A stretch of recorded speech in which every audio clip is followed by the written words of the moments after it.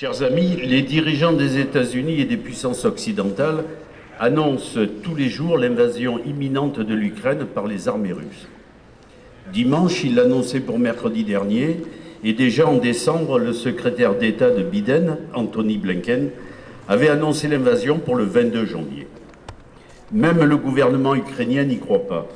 Sa vice-ministre de la Défense a déclaré « On voit une concentration de forces armées, mais pas d'unité d'assaut. Nous ne voyons pas la mise en place des infrastructures nécessaires à une escalade immédiate. » Quel est l'enjeu de ces bruits de bottes ? Dans un article du Los Angeles Progressive, le militant ouvrier pacifiste Jacques Ramus y voit une dizaine de raisons. Je vais vous en donner quelques-unes. En particulier, un conflit avec la Russie permettrait de rassembler l'OTAN et renforcer encore l'hégémonie américaine sur elle. En effet, cela fait des années que les États-Unis demandent au gouvernement européen d'augmenter leur budget militaire afin de trouver des débouchés à leur industrie d'armement. Ou encore, un conflit avec la Russie permettrait de convaincre le gouvernement allemand de renoncer au gazoduc Nord Stream 2. En effet, l'Allemagne a besoin de gaz et le gaz russe est bien moins cher que le gaz vendu par les Américains. Ou encore, un conflit avec la Russie permettra à Biden d'obtenir une nouvelle augmentation du budget militaire qui, avec 778 milliards de dollars pour 2022, est déjà le plus important de tous les temps. En effet, depuis des dizaines d'années, les budgets militaires dans le monde servent de volant d'entraînement pour l'économie, et plus particulièrement pour l'économie américaine. Et cela, bien sûr, au détriment de la santé, de l'enseignement et de tous les besoins de la population. Ou encore, un conflit avec la Russie aiderait le Parti démocrate, le parti de Biden, à aborder les élections de novembre 2022 en position de force. Et en effet, comme c'est souvent le cas, une guerre permettrait à Biden de masquer ses promesses sociales non tenues.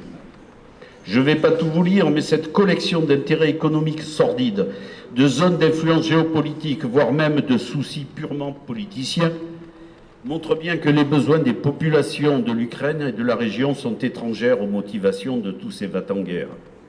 En face, le gouvernement russe déploie sur le terrain 100 à 200 000 soldats. Mais pour défendre quoi ? Dernièrement, au Kazakhstan, la protestation populaire contre la vie chère a été violemment réprimée.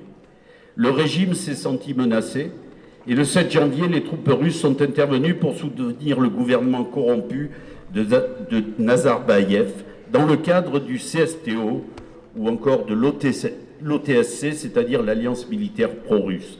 C'est l'équivalent de l'OTAN de l'autre côté. Il faut dire que certaines multinationales occidentales ont des intérêts dans ce pays. Et bizarrement, ni l'Europe ni les États-Unis n'ont protesté.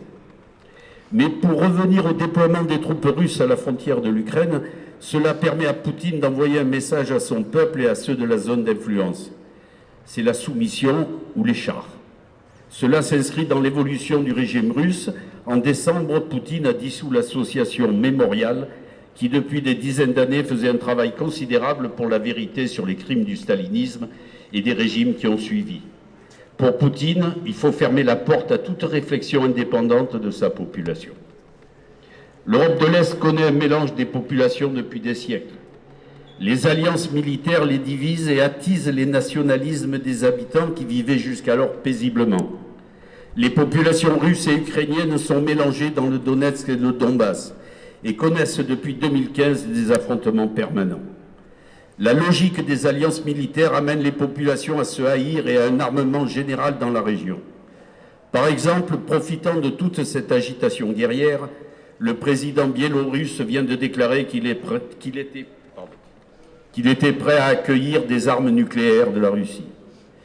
Je vais arrêter là mon intervention, d'autres en parleront, mais pour conclure, je dirais, à bas la guerre, à bas l'OTAN, à bas le CSTO, à bas tous les cartels militaristes. C'est au peuple et eux seuls de choisir leur avenir.